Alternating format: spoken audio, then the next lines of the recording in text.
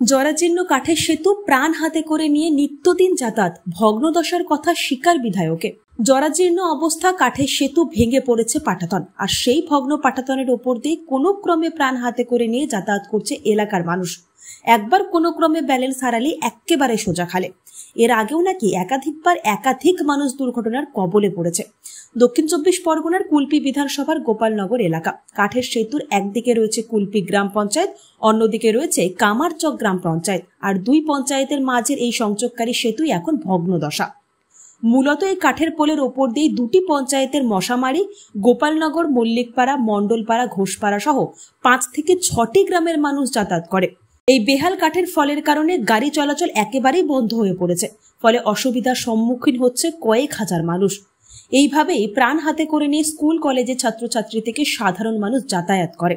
অন্যদিকে কোনো মানুষ অসুস্থ হয়ে পড়লে 5 থেকে 6 কিলোমিটার ঘুরে তাকে চিকিৎসা কেন্দ্রে পৌঁছাতে হচ্ছে।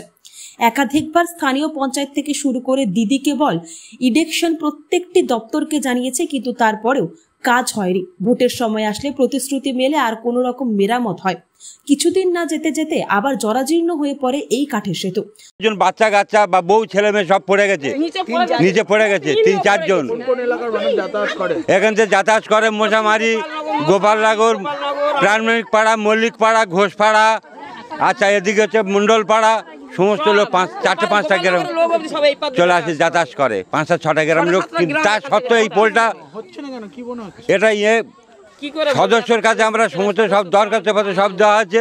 উনি বলছে যে এটা কামারচক অঞ্চল, এটা কুলপি অঞ্চল, ইয়ে বলে ওরা করবে, ইয়ে বলে এরা করবে, এই করে এই অবস্থায় পড়ে রয়েছে।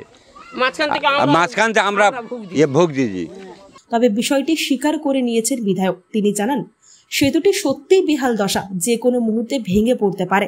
বিষয়টি নিয়ে ইডেকশনকে বারে বারে জানানো হয়েছে, কিন্তু এখনো কেন পদক্ষেপ নিচ্ছে না জানি না।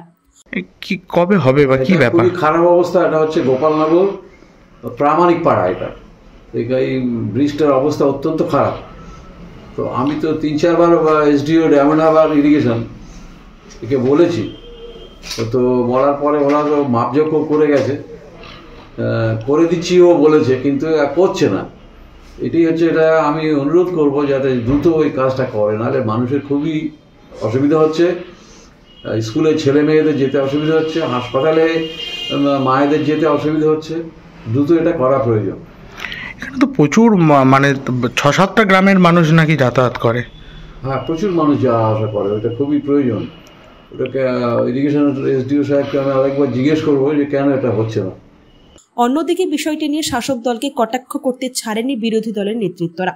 তবে দুই পঞ্চায়েতের টানাপোড়েনের মধ্যে পড়েই এখন ভোগান্তির শিকার হচ্ছে সাধারণ মানুষ। দেখুন, এটা তো আজকেকার ব্যাপার নয়, এটা বহুত দিন আগেকার ব্যাপার। যেমনভাবে ওই যে একটা যদি কোনো বাচ্চার দুর্ঘটনা হয়, ওখানে ওই রাস্তা দিয়ে প্রচুর বাচ্চারা যাতায়াত করে, স্কুল থেকে শুরু করে বা কোনো আজকের হসপিটালে যাওয়া থেকে শুরু করে কোনোভাবেই ওই রাস্তা ছাড়া কোনো রাস্তা নেই। আর দ্বিতীয় একটা প্রকল্প রাস্তা আছে যেটা, সেই রাস্তাটা প্রায় অন্তত কম করে 8 ঘন্টা ঘুরে আসতে হয়। কিন্তু এই শাসক দল এটাকে নিয়ে ভাবছে না যে সাধারণ ছোট ছোট বাচ্চারা কিভাবে যাতায়াত করবে বা কিভাবে চলবে, সেটুকু দিক ধারণ করছে। পঞ্চায়েতের যিনি প্রধান আছেন তিনিও করছেন না, অর্থাৎ যে বুথটার যে রাস্তার এলাকাটা পড়ে সেটা কুলপি পঞ্চায়েতের উপপ্রধানের এলাকা পড়ছে বা ওনার ওটার নিজস্ব বুথ। আমরা চাইছি যে যাতে এটা সুব্যবস্থা হোক, যাতে খুব তাড়াতাড়ি পোলটা সারানো হোক, যাতে বাচ্চারা ছোট ছোট বাচ্চারা পড়াশোনা করে, যাতে সঠিকভাবে তারা যাতায়াত করতে পারে। কারণ খাল, বড় খাল, যদি একটা বাচ্চা ওখান থেকে পড়ে যায় তাদের জীবনের ঝুঁকি পড়ে যাচ্ছে। Bureau report, PB news. Dream life hospital, ঠিকানা বর্ধমান রাজ কলেজ মোড়।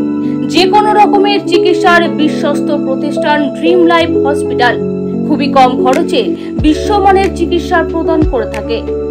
উন্নত মানের ওয়ার্ড কেবিন, পরিষ্কার পরিচ্ছন্ন পরিবেশ দ্বারা সুসজ্জিত চিকিৎসা ব্যবস্থা ড্রিম লাইফ হসপিটালে। বিদেশি মেশিন দ্বারা আইসিইউ, অপারেশন থিয়েটার এবং প্যাথোলজি ল্যাব 24 ঘন্টায় নিয়োজিত। এছাড়াও স্বাস্থ্য সাথী কার্ডেও পরিষেবা প্রদান করা হয়। উন্নত মানের পরিষেবা প্রদান করার জন্য আমাদের ডাক্তারবাবু, মেডিকেল স্টাফ এবং সিস্টাররা সকলেই বদ্ধপরিকর। যোগাযোগ করুন 7319525110 অথবা 9734762221 এই নম্বরে।